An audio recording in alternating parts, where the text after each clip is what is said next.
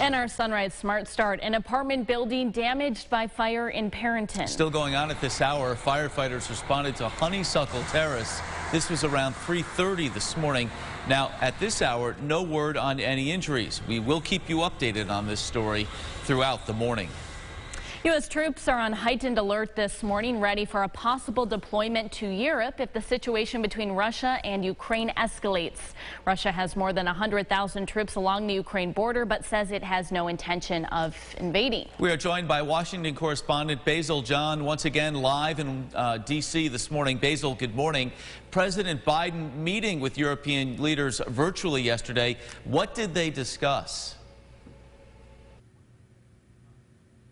Well, Mark, Alley, good morning. And yes, well, President Joe Biden didn't go into too much detail about the exact discussions that went on, but he said that there is a unanimous consensus between him and European leaders that something needs to be done and they need to stay at the ready in case Russia does aggress and start invading into Ukraine. And Basil, I think a question we're all wondering, what would happen if Russia were to invade Ukraine? Well, from the Pentagon and from the State Department yesterday, they said that even if one group of militia from Russia enters into Ukraine, then that will automatically provoke a response from the NATO forces, which means you will be getting military also from the U.S. possibly to go in and assist with that process. All right, Basil, thank you so much for your time this morning. Most of those 8,500 U.S. troops will likely end up being part of the NATO response force, which is made up of 40,000 troops from various nations. Now, in other news, the Supreme Court says it will re-examine the issue of affirmative action in higher education. This fall, the court will hear a pair of cases challenging the constitutionality of the race-based admissions policies at Harvard and the University of North Carolina.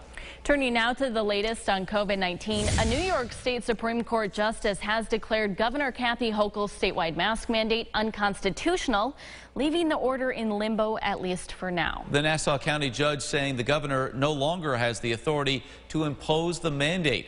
Many now questioning what happens now. Erica Cost joining us live with more on that. Erica, good morning. Good morning. That's right. Definitely parents have questions about this for their students and masking in school. We heard from the State Department of Education last night who says students should still mask. They're expecting the governor to appeal to this ruling, and a statement from them says in part the Department of Health will appeal the Nassau County Supreme Court decision, which will result in an automatic stay that will unambiguously restore the mask rule until such time as an appellate court issues a further ruling. The judge says while the intentions of the governor are aimed towards protecting New Yorkers, the case must be taken to the state legislature. Governor Hochul quickly responded, saying, "My responsibility as governor is to protect New Yorkers throughout this public health crisis, and these measures help prevent the spread of COVID-19 and save lives. We strongly disagree with this ruling, and we are pursuing every option to reverse this immediately." Now, we've seen judges strike down mandates from all across the state, all throughout this pandemic. And one thing many legal experts tell us is litigation does take time. So we'll keep you updated on any developments as we get them in the near future. In Rochester, Erica Cost, News 8. Erica, thank you. For a look at the full statements from both the governor and the Department of Education, head to rochesterfirst.com. The FBI is now joining an investigation into a nationwide COVID testing company with a location here in Rochester. The Center for COVID Control, located on Mount Hope Avenue in the city, was set to reopen this past weekend after closing earlier in the month for staff training and education. However, the site remains closed. The company's headquarters in Chicago were searched over the weekend by the FBI. This comes as the Better Business Bureau is also investigating the center for not delivering COVID test results. We first became aware of this company in late December when we began to hear complaints from the public. Some of their testing results were inconsistent or discrepant. So we raised this to the attention of the state health department, who ultimately oversees testing at this level. And hopefully they'll get to the bottom of this and make sure that if there are being tested, there are tests that are being done at this site, that they are quality, valid tests that are accurate. and if not, that they cease their operations.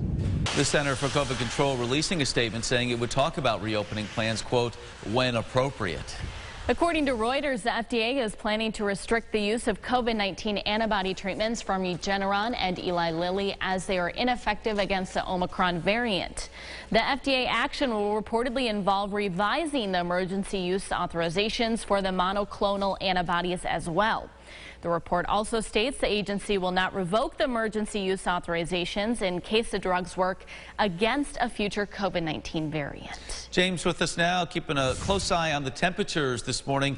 A big disparity from where we were yesterday at this time. Yeah, oh, certainly. You'll notice the difference when you walk out the door. About 20 degrees warmer than we were yesterday at this time. Here's the difference, though. Yesterday, we improved throughout the day. Today, we're just going to level off. In fact, these might be some of the warmest numbers we've got all day. Greece, Henrietta, Webster, you're all at 23 degrees, so we'll hold right there and then even drop as we get later this afternoon and evening. Snow shower-wise, yes, scattered snow showers throughout this afternoon. Last check at the 8-day at the end of the show. Mark? All right, James, thank you. Another check of the roads with our sunrise traffic. Giving you a live view of 390 by the airport. Volume building in, but no issues to speak of there. 490, 590 up to speed as well. There is an accident in the city. It's on Genesee Street at Kirkland Avenue. Well, in other news, a 56-year-old man accused of murder in Caledonia pleading not guilty to the charges. Livingston County Sheriff's deputies responded to Iroquois Road Trailer Park Sunday afternoon around 3:30. Officials say they found 64-year-old Dale Ryers shot and killed. Deputies then arrested 56-year-old Stephen Adams in connection with the murder. Investigators say Adams called 911 after the shooting. He is now facing second-degree murder and tampering with evidence charges. The motive we're still working through, but I can tell you that the deceased was the owner of the trailer. The suspect was residing there. I want to commend all the hard work of the investigators, the command staff, the technicians. These are cases that come down to really what's the evidence tell you on scene. We have one person alive that's telling a story, and we have one person that can't tell their story. Deputies say multiple guns were recovered at the scene of this fatal shooting as well. Adams is due again in court on January 28th. Rochester police identifying the city's latest homicide victim. Investigators say 32-year-old Charlotte Thomas was shot on Lyle Avenue at Child Street Sunday around 5 in the afternoon. She was taken to the hospital but later died. There are no suspects in custody, and anyone with information is asked to call 911. Happening today, the two women accused of killing a 67-year-old man back in September are due in court.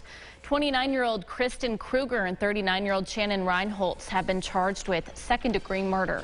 According to investigators, Reinholtz and Kruger stabbed James Wooden multiple times with a pocket knife during a physical altercation at Durand Eastman Park. The two suspects then allegedly fled the area in Wooden's vehicle.